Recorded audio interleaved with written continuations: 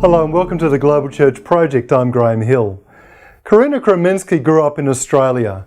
She studied politics and fine arts when she was at university, and she attended Spanish-speaking in Ukrainian churches as this is her cultural heritage. After graduating, she went back to Argentina, the land of her birth, to teach English as a second language.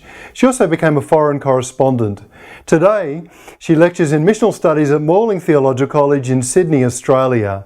She trains people for church planting and for pastoral ministry.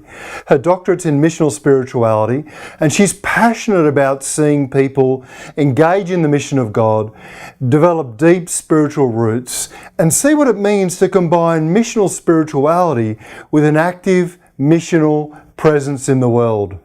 What does the Kingdom of God perspective on gender look like? So for me, the way that I describe the Kingdom of God is it's an alternate reality that runs in parallel to the reality that we see before us.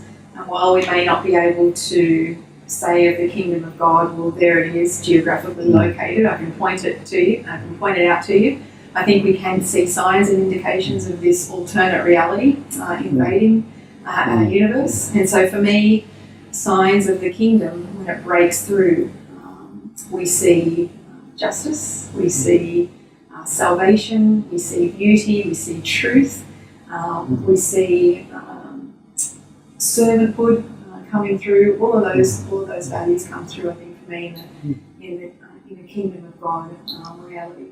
And so if we put gender into that, then I'd say that the Kingdom of God perspective on gender looks at gender and thinks about how we can, for example, bring servanthood into the battle that occurs between men and women. How we can think about reconciliation when it comes to some of the divisions between men and women. How we can speak life and truth into gender confusion that we see these days. How we can bring beauty and justice into the issue of gender. So a Kingdom of God perspective on gender brings in some of the values of the Kingdom of God into some of the core issues that we're looking at in gender. So for me, that means thinking about things like mutual submission. Also relationality as well. So I think we can think a lot about how the Trinity works, how the three persons relate to one another in the Godhead.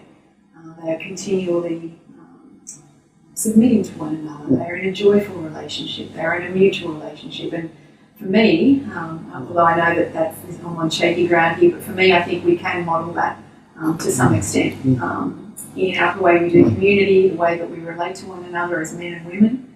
So that's also the value of mutuality, relationality that we can bring into a Kingdom of God perspective on gender. I know you're passionate about missional studies as well. I wonder how some of these ideas translate into shaping a outward missional posture. How do these ideas affect things like our relationship to domestic violence or other sorts of issues relating to sexuality and gender? I think we need to be more vocal and more on top of things as Christians. I think we're letting the world lead us at the moment, which is fine. There's a lot of activism at the moment around a lot of media attention. It's quite fashionable to talk about domestic violence, and that's great. Anything that raises it to the surface is fine. But as Christians, we always need to be on top of this. We need to be the first ones to believe women when they say that they are victims of domestic violence, as opposed to, as some church leaders have said, it doesn't really exist to the extent that people say that it does. That's really marginalising women who are going through some really difficult times. And so we need to be defending these women. We need to be the first ones to come to their help. We need to be the first ones to be talking about these issues and standing up for women, for example, who are going through domestic violence. So I just think we need to be leaders in some of these areas as opposed to letting the world guide us, even though that can be fine too. But we have a unique contribution we can put forward, this kingdom of God ideal. While we might not, convey it as a kingdom of God ideal, people will recognise that it's something from another world and it's good. We need to be speaking that out. Now, you've done a doctorate in missional spirituality. Yeah. And probably some other things in there as well. Yeah.